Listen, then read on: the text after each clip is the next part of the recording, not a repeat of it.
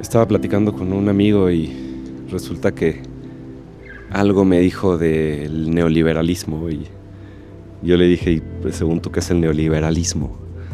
Y me dijo que es el capitalismo desenfrenado que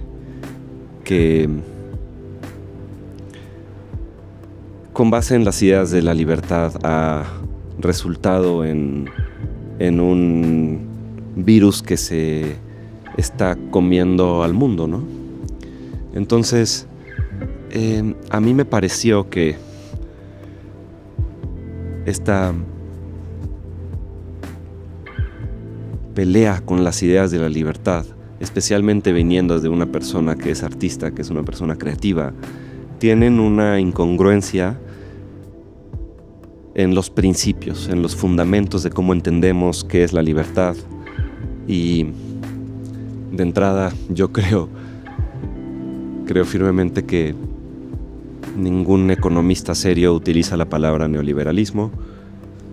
Es algo que podemos acostumbrarnos a usar y podemos ponerle una definición, aunque seriamente hablando y pensando racionalmente como filósofos que queremos descubrir la verdad y acercarnos a ella. O hay libertad o no hay libertad, no hay una nueva libertad, no puede haber una nueva libertad. Porque el concepto de respeto mutuo que nos rige como sociedad sigue siendo el mismo. En ese sentido, si queremos experimentar algún tipo de creatividad en nuestra vida, si queremos experimentar algún tipo de autonomía, de toma de decisión en el diseño de nuestras vidas, tenemos que ser mejores amigos y apasionados de las ideas de la libertad, sí o sí. Si no, de nuevo, creo que hay una incongruencia muy profunda y también un entendimiento incorrecto, una lectura incorrecta de lo que es el capitalismo actual, que sí tiene mucho de qué hablar y mucho que corregir y mucho que ha hecho mal, en el sentido de corporaciones que han hecho cosas muy antiéticas, cosas que definitivamente no son morales y que son crímenes a la humanidad. Dejando eso de un lado, los mayores crímenes a la humanidad los han cometido los estados, por eso, y las monarquías, por eso existen las ideas de la libertad. Y en términos prácticos, si somos personas que valoramos el pensamiento propio, definitivamente tenemos que valorar la libertad de expresión y tenemos que defender el hecho de que otros tengan un pensamiento propio, aun cuando ese pensamiento no se adhiere a nuestras ideas, a nuestros principios y a nuestros valores, a lo que pensamos que es ético, moral, a lo que pensamos que es verdadero o no. Sin embargo, respetamos el que los otros puedan pensar y expresarse como quieran, aunque no estemos de acuerdo. ¿Por qué? Porque eso nos permite a nosotros poder quizá decir lo que pensamos, aunque alguien se vaya a ofender.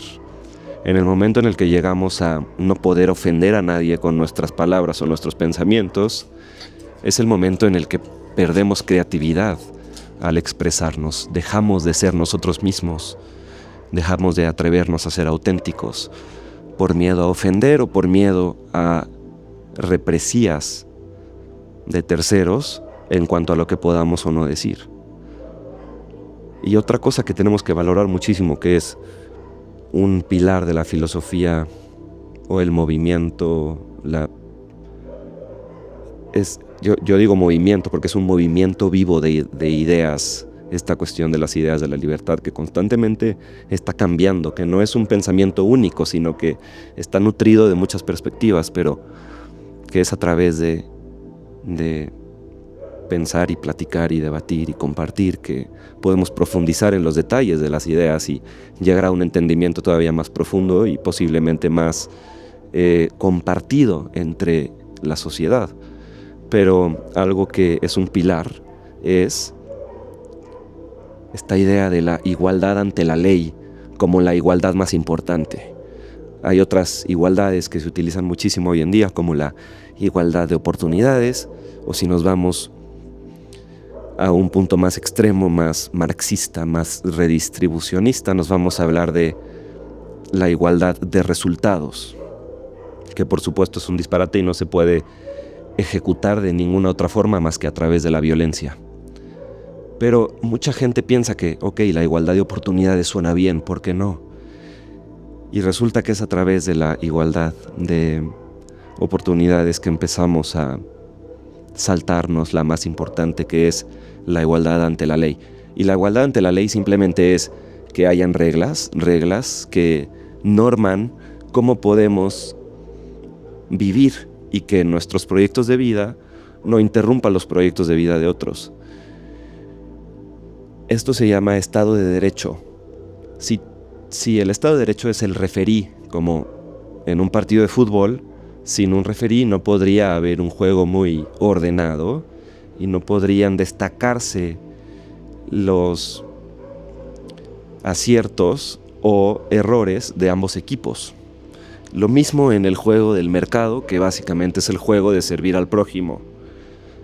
Cuando hablamos de capitalismo suena muy aparatoso y suena muy metálico y suena a corporaciones, pero cuando hablamos del libre mercado, estamos hablando de la gente tomando decisiones libres para servirse a sí mismo y servir a los demás, todo dentro del marco de esa ley, de ese Estado de Derecho, de esa Constitución que se ejerce por el referí, el árbitro, que se encarga de que todos juguemos bajo las mismas reglas.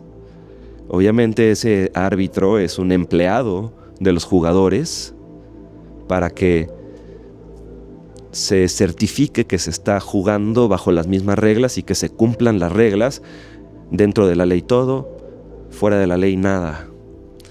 Esto verdaderamente creo que es tierra fértil para la creatividad, la innovación, la vida libre, bella, abundante, en comunidad, en comunión, en colectivo, desde la priorización del individuo.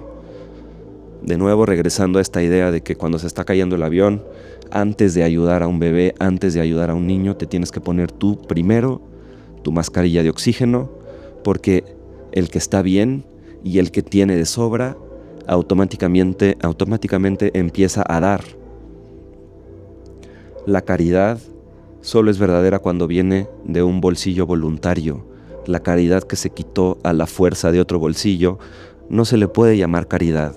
Y definitivamente hay mucho más bondad en el mundo generada de la caridad real, del bolsillo voluntario, es decir, de fondos privados o personas que hacen donativos para ayudar, que de gobiernos que, con base en el monopolio de la violencia, le quitan fondos al ciudadano para, entre comillas, ellos ayudar por otros. En ese sentido, verdaderamente creo que el mundo, hablando ya más de la foto completa de la geopolítica del mundo, estamos entrando a un mundo que se va a definir ya no tanto como por izquierda o derecha, sino por liberalismo o estatismo. Y los que estamos del lado de la creatividad y los que estamos del lado de la innovación y el emprendimiento, definitivamente me parece que tenemos que estar del lado del liberalismo, no del lado del estatismo, del estado de bienestar en donde dependemos de otros para que las cosas sucedan. Eso se ha intentado por mucho tiempo y me parece buenísimo que tengamos la iniciativa de ayudar a los demás, de apoyar a los que menos tienen y de sentir como propio el sufrimiento ajeno, porque eso nos permite colocarnos en los pies de los demás y solucionar problemas en la sociedad que necesitan ser solucionados. Pero no se puede hacer desde la violencia, no se puede hacer desde el redistribucionismo estatal. Eso se ha intentado y lo único que genera es más pobreza, más necesidad, más dependencia. Definitivamente, si estamos del lado de la creatividad, estamos del lado de la individualidad, estamos del lado de la libertad y estamos del lado de mejorar las cosas desde el bien, siempre todo voluntario. Y sí se puede, definitivamente sí se puede. Hay tanto bien en el mundo que viene de gente que simplemente porque le sobra empieza a generar mayores círculos de impacto en modificar la realidad maleable para que haya más orden, para que haya más bondad, para que haya más abundancia y prosperidad. Pero definitivamente se tiene que hacer desde lo voluntario. Y cuando florece eso, florece también la creatividad, florece la innovación, florece la tecnología y los avances que pueden haber en el mundo. Ni siquiera los podemos imaginar, no podemos saber qué puede venir, por ejemplo, con la singularidad tecnológica. Esto obviamente es especulativo, luego hablamos de la singularidad, pero todo lo que puede pasar en el mundo no sabemos, no podemos llegar a imaginar el crecimiento exponencial de lo que se nos viene.